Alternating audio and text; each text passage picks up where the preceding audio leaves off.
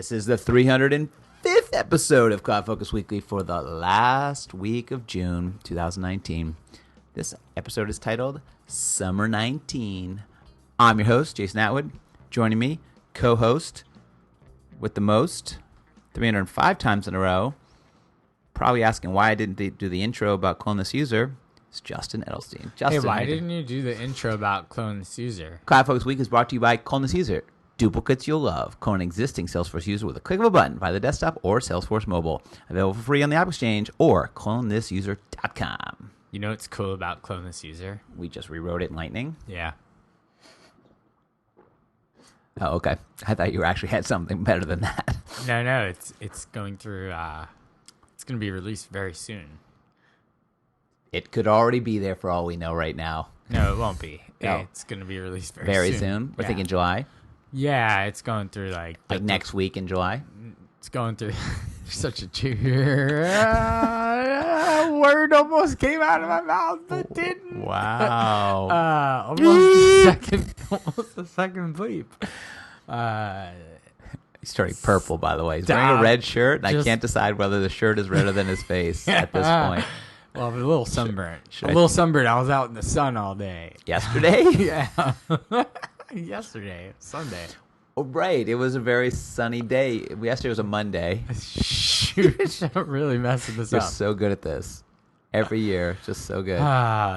Anyway, so I can't believe that team won that big sporting event. Right? That sports ball was Oh my over. goodness, all that news. My God. Anyway, let's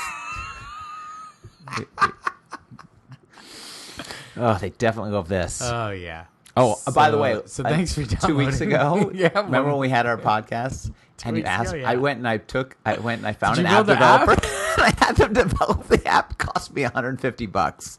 Done. Really? Yep. Oh. It's right there in the App Exchange. Where is it? It's on the App Exchange. I don't want it on the App Exchange. Oh, it's on Google Play. It was easy to get it launched in Google Play. It's called Justin Doesn't Know Anything. .com. .org. .nyc. .edu. All right, let's get to it. Summer's been out now for a while because it launched in June, early June, and end of May. It hit our org weeks ago. So long ago. And we've written on the blog post, actually, not one, not two, but 3 blog posts about it. Maybe more. So we're going to go over some of the features, some of the things we love, some of the things we're kind of getting used to, all in the world of Summer 19. So, sure. Which one? Let's start with yours, I guess. My rapid reaction? The rapid reaction. Sure. So you admittedly, off air, admitted that you did not fully read the release notes. I'm fully dug in and read all the cool things that are in there now. Okay. But I've been skimming and skimmed to write this blog post for sure. And I'll talk about one particular feature that I've been using and quite enjoy. Good. So we do at Arkus operate, I'd say 99-ish%, maybe 98% in Lightning. We do have to flip to Classic for one or two things that we still need to flip back to Classic to do. And I have quite enjoyed the contextual switching back to Lightning. Absolutely. Now, I wish it worked the other way. It doesn't. So when you go from Lightning to Classic, it drops you on the homepage. But if you're looking at, say, an opportunity in Classic and you click the link to switch to Lightning, it brings you to that opportunity, which is fantastic because that is exactly where I want to be. I don't want to have to get back to that opportunity somehow. That's clearly where I want to be. Thank you for landing me there. I wish it would go the other way, but I know that they're never going to do that because they don't want you going the other way. You don't want to go the other way. But it's really cool to be able to switch and stay in context on a record. I think there was like a Google Chrome plugin that did this at one point. Yes. But I think then the URL structure in Lightning changed, which may have broken that. Unsure. It was never really a supported thing. Someone just wrote it. But this is cool. It at least now when I have to go back and forth, it's not as painful. It's not as painful. It's not as painful. It only still stinks that I have to do it, but man, it should be both ways. I get it. I understand why they did it. Like, we're not enabling you to go to go Right. the other way. We don't want to make it easy for you to go do the thing that you literally can't do in Lightning. Get into the trash. Yeah, I would say they should have created that feature to go back and forth and stay in contact either way, and then they turn it off when Lightning is 100% feature complete to Classic. Yeah, well, get ready, because once you turn Lightning on, Yeah, you can't turn it off. we're coming up, but I would say, I mean, enhanced related lists are actually super cool. Pretty decent. And really nice. So they allow you to have more columns. They allow you to filter. You allow you to sort in line. Do you like my little comment? My little commentary here? You want me to? We can show up to 10 columns in a related list? Thanks, Summer 07. Did you look that up? No, I just just dropped it in there. like most of his opinions, they're just made up. All right. Well, it just seems like something that would have existed 12 years ago, right? Yeah. This is one though, I think, but has better stuff in it, like sorting. Yeah, Right. sorting So like is you the can thing. sort, which you never could do. So this is where we do like. And filter. Right. This is like where we do like things that hit Lightning, and then when they finally come, they then add something. They're not just Yeah. feature. They add it. I'm waiting for back to list to have like back to list plus, back to other list. I would find the list management in Classic is both fun, but then just like it gets me frustrated. Wait, say again? Fun and frustrated In where? in Lightning. Sorry. Okay. Yeah, Classic. I'm all in, but this That's is a great just feature. This where is you're a good one. Very, very happy with that feature. All right, well, Yeah. that was your blog post. Let's move on to Still a little weird, by the way. Like, you still need, for this enhanced thing, it's not super straightforward. Like, you have to, like, select that you want an enhanced list from in the component, and from there you can configure the number of records to display for each of the objects. The columns displayed, though, you still need to do on the page layout editor. They need to like bring those together. The app page and the page layout editor need to be one editor. Like, don't make me go to two editors to create one page. yeah. Come on, guys, let's go. Jumping from you're talking from Lightning page to a page layout.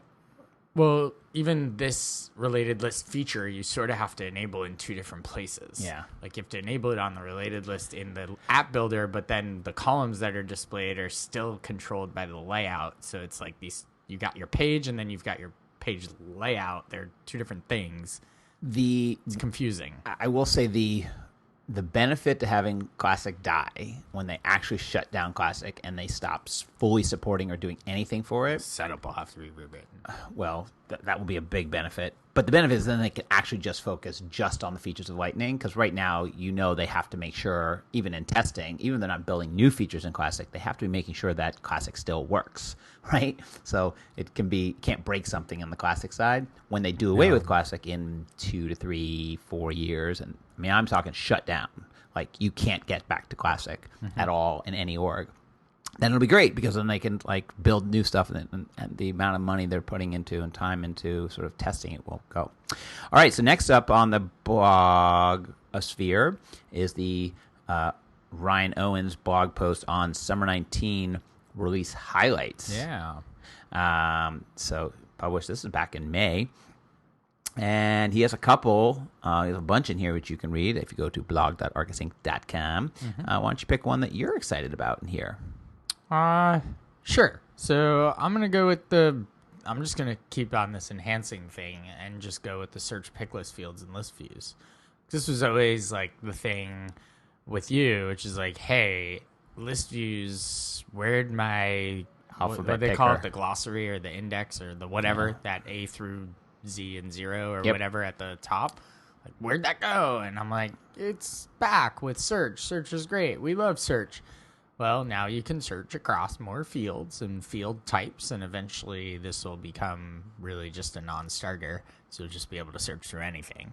Yeah, And you've got your list, and it's like, I just want to search for things. It's better, and this is a great feature. It still does not feature complete having the alphabet, and here's the reason: because you can't type in one letter. So to get to all the B's, the A's, the Z's, I still can't do that. I have to type more than one letter, so it really doesn't get there. And a lot of times you just want to get to the clients that start with B. You don't remember if it's BR or BOR or BER. You just remember it's B. And so you're like, oh, let me just get to the B's. B. And like, there it is. So that's a filter. I just wish they would bring that back. I know they don't want to. I know what they don't want to do is have that big, like across the way big alphabet thing. Mm-hmm. But just how about like a quick drop down? Like you have a quick alphabet drop down, boom, and it goes B. Or something. I don't know. I feel like that's still a missing feature from this. Again, they're getting really cool, and then lists and related lists and filtering and searching and the new pinning. Charts. I mean, all sorts of great stuff. The charts, great. I just wish they would still. And these record layouts are going to change. I guess there's two here that are kind of fun. You talk about one, and if you don't mention the other one, I'm going to take it. I would say actually this is an interesting one because this. Remember back a couple weeks ago when we had this when we argued about that we feature? Argued about a thing? Oh, it was more of maybe it was more of a discussion. And then I went in the last 2 weeks and I built that app. It's going to be my app pick of the week. Good. So this is the same. So here's another example of what I was saying. Okay. Start off with something, call it blah, make it charge for it. Yeah. Realize you're not getting enough traction for it, Yep. and then make part of it free. Okay. So now, because through the goodness of their heart, you now can send surveys for free. Used to be a pay feature. Now you can do it for free. And you can do up to 300, which is cool. That's a good little feature to be able to send surveys. If I were one of these survey providers on the App Exchange, well, there's a bit of a catch to it. What's the other catch? Well, you can only collect 300 survey responses for free. That's great. So if you want to send your survey to like 10,000 people, you're likely to get more than 300 responses. So if you're sending to 10,000 people, how would you even see this is for people who aren't going to have the email system to blast out to 10,000 people anyway. Maybe you have not. 30 people come to your conference and or to your meeting and you want to send a little survey to them. This is great. You want to do after something is closed, like after a case, you want to just send out a quick one. You don't have a high volume. This is nice. I like that this is they made this free and it's a little taster. And if you want more, then you basically just pay per number of responses. So you say, oh, I need more. So it's kind of like data volumes or something. You say, I just need more. I think this is great. Send surveys for free. What a great I feel feature. like the survey feature came out for a specific. It was part of a specific product, and now they're just bringing it in. I think it was part of a community thing first, right? Wasn't it surveys in communities? I think it was I feel like it was part of Service Cloud potentially, or Field Service Lightning, one of those two. And like then, Lightning Scheduler, which was part of Field Service Lightning, and then moved out. It's like, all right, now we just have surveys, because I know that some nonprofits wanted to use it, and it was not possible, essentially. We should talk about the Lightning being turned on. Yeah, we should talk about that. I wanted to mention this one other thing, which what? I think is cool. So the in-app guidance for training, onboarding, and news. Training, onboarding, and news. Training, onboarding, and news. Onboarding and news. And marketing. And marketing. So this one's interesting because this is where Salesforce sometimes does the checkbox thing and sometimes maybe goes all the way.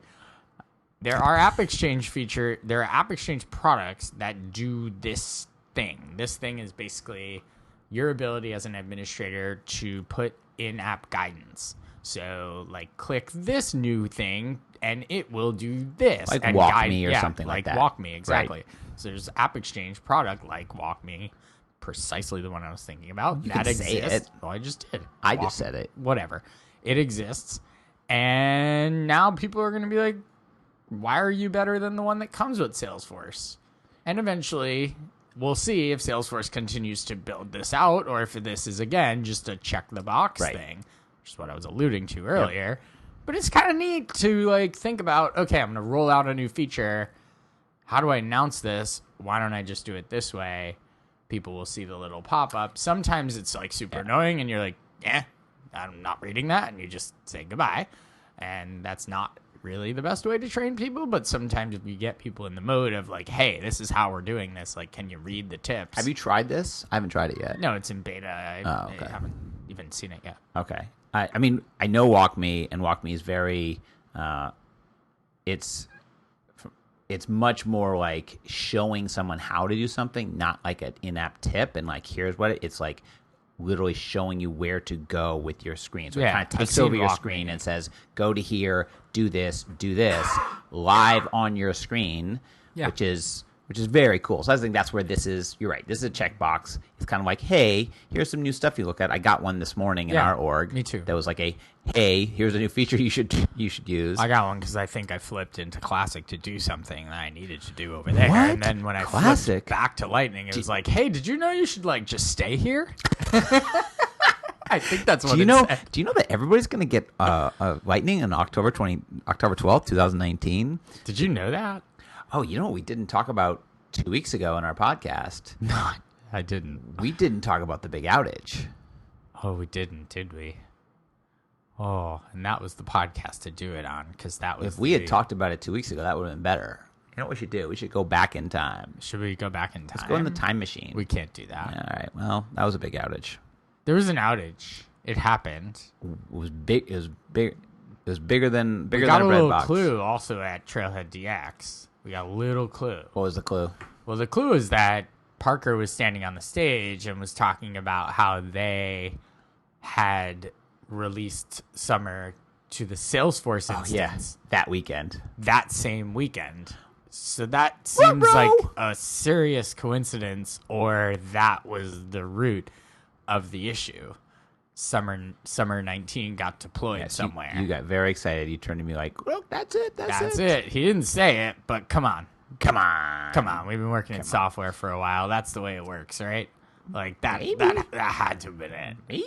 Come on.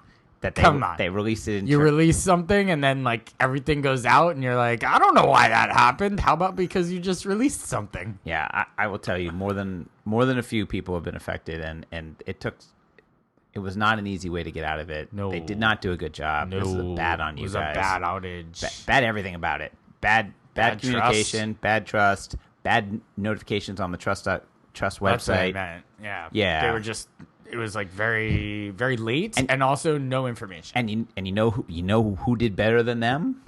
Tell me. The community. Oh, the community kicked butt. Yeah. Dropped up a Google Doc, not a Quip Doc, dropped up a Google Doc and said, here you go. And here's the information. And people just wrote in it and put in stuff. And that was the best thing. To me, if I were Salesforce, I'd look back at that and be like, you know what? That's maybe the way you should do this from now on. Yeah, I would go right to Erica Cool and I'd be like, good on you for building this community. Now you're responsible for all outages, Erica Cool. And sorry, Erica. Here's what happens.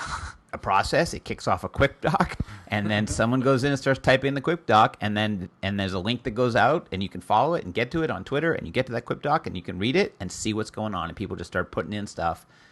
There's so many ways to communicate these days. Like, we don't need to reinvent a new one. It's just communicate. Well, they did the old school, let's get on a conference call. No, like, fine, good. For big customers of theirs, yeah, sure. If we were back at the place that we don't talk about ever, but if we were there and we had this happen to us, if you recall, there was an outage. It was like a nothing burger compared to this. It was like maybe an hour. An hour? Whatever. It was like, how could this happen? And your trust website is on the same like machine. Like, it was down. So like that changed. Yeah, hey, that we changed. actually had something to do with that. Cool. But like, it's the same thing. We would have been on a conference call. Our AE would have been sitting there picking his nose on mute. Like, he wouldn't have had anything to Thanks, do with Wayne. it. Our premier support rep, Mark, would have been on, like, just talking, but he wouldn't have had any, like, real things to do. He would have just been sort of talking us down out of it. And meanwhile, there'd be, like, engineers running around in the background. They'd bring some vice president of something on to say some kind words, and that would be that. The only reason I think that it might not have been related is because of the timing, because it So went out related. around noon on Friday. They don't do releases at noon on Friday. You don't know when they do releases to their own org. Well, if they do things on noon on Friday, they are dumb. You don't know when they do any of these back-end things that may not touch anything. Well, clearly touch something. Anyway, let's get back to Lightning. Sure.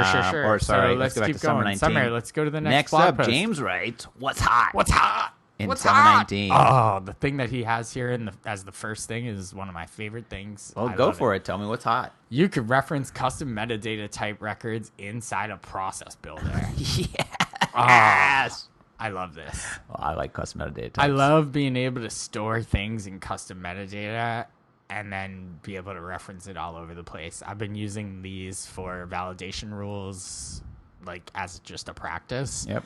And have been using other things like custom settings to be able to store things that I can reference in Process Builder. But Why I don't you much tell prefer the listening audience what's the difference between a custom setting and a custom metadata type? Sure. So a custom setting is, well, to keep it really, really high level, custom metadata types are actually data that can be deployed from one environment to the next. And it's really metadata, but it's actual records. So think of it as a developer object, if you will. Mm-hmm. You've got an object that can store records of any type. Custom settings, very similar. And custom settings have different things that are associated to them. Like you can actually have like hierarchical things and lists of things. You can also put some interesting security parameters around custom settings where like they can be used or seen by certain profiles and not others versus global. So they have their pros and cons for each of them and why you would use them for different types of development. But in this case, just talking about Process Builder, the ability to, like, we use Process Builder a lot to mention people on records, like chatter posts, to be able to store the ID of who you want to mention in part of a process, not in the Process Builder itself, but in a custom metadata type. That is just, to me, the use case alone. Yep. Like, brilliant. Thank you. I just want to mention this job role. This job role may be a high turnover role where people come in and out of there like every 6 months, perhaps. All I got to do is go to my custom metadata type record, change an ID, and my process still keeps running, as opposed to cloning and creating a new one and hard coding. And Yeah. I'd rather just obfuscate all that. the fun things. Yeah. I love me some custom metadata types. Really cool. Let's see. I'm looking down here. Ooh, I'm also trying to find one. Oh, he's picked. A lot of these are. Some of these are some repeats in here. Couple repeats, but there's a good one down here with the flow, the break function in flow. That's pretty good. You know, this is funny because I was at so the idea or the release is that, you can put in a break function. I guess it's for when you're building stuff, you can then say if something you can turn on and off, right? So you can then test and have it not go all the way through the flow and stop at a certain point. Well, no, actually, this break function is more for if you wanted to do a screen flow that had an output of, let's just say, like 3 records. Yeah. And instead of having them just listed, comma separated, you wanted to just have a break, like literally a break. Oh. Like I want to put like something line 1, Jason line Atwood, 2. line 2, Justin Edelstein, line 3, That James seems really Peugeot. simple. No kidding, but you couldn't do it. There was this huge workaround to get it to work, and it sort of still didn't work. James and I have played around with this and tried to get it to work, and it doesn't. So to give us this function and have it just natively work, thank you. The one that's not in here that I think everybody's excited about, and we haven't even implemented it, but we will, is the graphic, the end of a path graphic extravaganza, the confetti that you can drop at the end of a path, which just clearly came from Trailhead. It's kind of fun. It does make, closing a deal or closing a case. Ding, ding, ding. Yeah. Super fun. All right. Well, those are a lot of the things this summer. I'm trying to think of other things and it works I read. on mobile, too. Trying to think of other things I read that in summer that really had me excited about stuff. I don't know. It was good. It was 502 pages. A lot of pages. Yeah, a lot of pages. All right. So that's summer 19. We will come back sometime in July, and we're going to do next time our GTD Summer Series Part 3. So this is our 3rd year of the GTD Summer Series. Part 3. Well, it's the third like series. Series 3. Volume 3? Season 3. Season 3. Season Episode 3. 1. Episode 1. That'll be Be part there 1. for the premiere. So we're going to do a couple. We're going to do, I think, 4 is the total. The first one is we're going to talk about the GTD Summit. Yeah. So that's going to be fun. We're going to do a whole episode on OmniFocus and called Why OmniFocus. We're going to do a whole episode on commitments, which should be fun. And then we're going to do a whole episode on calendar management. So some productivity for your summer in the GTD Summer Series, which will be coming out all summer long. So look forward to that. Subscribe and click the notify button. Oh, wait, that's not a thing. That's YouTube. Just every YouTube is like, hit the subscribe and notify button. Ding, dang, done. All right, let's make our picks of the week. Let's do it. Justin, Speaking of YouTube. YouTube. Speaking of YouTube. Speak of YouTube, it was a Segui just there for you. Thank you. I set it up. Thank you for that.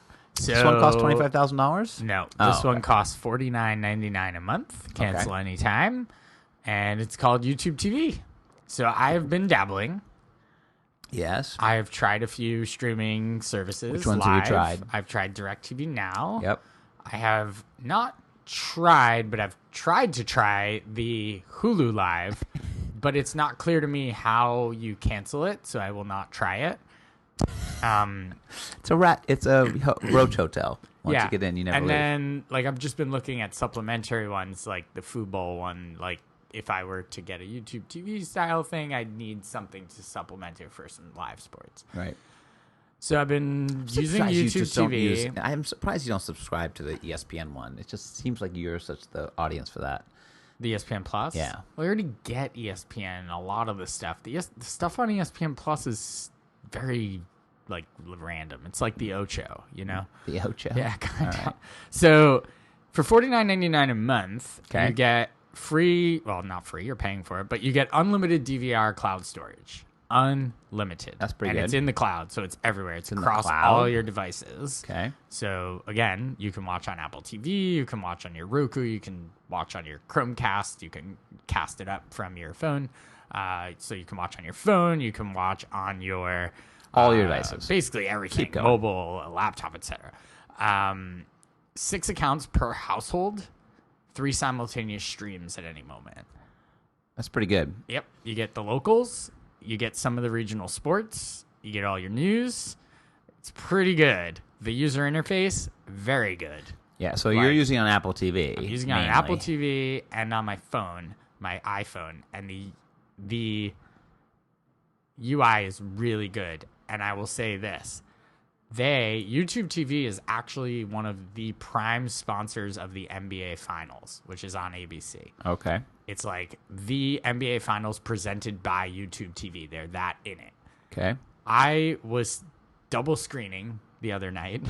I was with the wife, and she was watching something on the big TV, and I'm like, man, this NBA Finals game is on. I'm going to sit here and just have it going on the iPad with no sound, and I'm just going to check in on it. Oh, you could power move. Throw one AirPod. Throw one AirPod. I know. I didn't want to do that. But here's the cool part. Not the one that she can see. You just put it in this ear. Here's the cool part. And it's what I think could be so interesting about this streaming. It enhanced the viewing experience of watching a basketball game. Why, Justin? Because I could watch the game. Great. Yeah. Good quality. When it goes to commercial, I don't have to go with it to commercial. I've got a full box score that is live and updating as the game is going on. Right. And I've got all the key plays that I can go watch replays of during the commercial breaks. Like if I want to go rewatch that dunk or go rewatch that thing that just happened during the last couple of minutes, I can go do that and then pop back to live whenever I want. Really nice. They enhance again, like if you're watching a football game and you think about it, it's like, man, I'd love to be able to just see the box score while I'm watching the game. That'd be cool. And not have to really leave the game to go do that. Pretty interesting experience. The DVR thing's really cool because you just click a button. You're like, I want this. And because it's Google and it's YouTube, it's all like search based. So it's just finding all this stuff for you. And because it's unlimited, it's like, sure, just keep recording stuff. Who cares? Record all the things. Literally, just record everything. I don't care. So yeah, very cool. YouTube TV, I give it a thumbs up. I give it a go try it and see if it gives you all the channels you need. Well, we've talked about the cutting the cord, going off a cable for a long time. You and I just, offline and online. Talk about the pros and cons, the quality. As TVs get to 4K and 8K, the streaming is sort of catching up. But then in some ways cable isn't, because cable and some of the sports we watch aren't even in 4K, but the streaming networks are there. So it's this very strange world. This one looks good. The only thing I see missing out of it immediately, which makes me go, "Oof," is NFL Network, which for me is one of my... I think that NFL Network is on there. I actually looked, and it is not. Is it an add-on? No. So this is like, so it's missing. This is where this fun thing is, right. Not fun thing is that you have to go and you kind of have to do all these comparisons. Well, that's why I was saying the Fubo or Fuball. Right. I think it's FUBO TV. That is the supplement, right? Because that just gives you all the sports. Yep. I think you get everything with that. We have Apple TV Plus coming in the fall. We have Disney Plus coming in the fall. Yeah, all that stuff's coming with Fox, right? That Disney thing. Yep. All right. So mine is maybe not totally. So for vacations, you can, if you want to read. I'm a big fan of. Did you just say? Yeah, you don't read. This is not for you. You can just fall asleep now. I'm gonna go away now. You can Bye, just everybody. go. Yeah. See you next month. So for those who read, I think I picked before one of my years ago. I got the Kindle Paperwhite, which is whatever the 17th billion version of Kindle, and I have since upgraded to the Kindle Paperwhite, the newer version, for two reasons. One, has built-in audiobooks, which I love, like having a Kindle book that has the audiobook with it, and that you can actually be reading, stop, and then the audiobook can pick up exactly from where you were reading. And then if you listen to the audiobook and go back to reading, it's back on the page you left it. So it's really super cool, just experience, because then you can kind of do both as opposed to trying to figure out where you left off. It will keep track of it for you, and it's waterproof. So you want to read in the tub, you want to go out in the rain, you want to go whatever. So it's the Kindle Paperwhite second generation. It's about $100, or I think it starts at like 80 and goes up to like 120. I will say there's probably going to be a big Amazon day. They have it in a couple weeks in July, and they usually discount everything very, very deeply, and usually their stuff.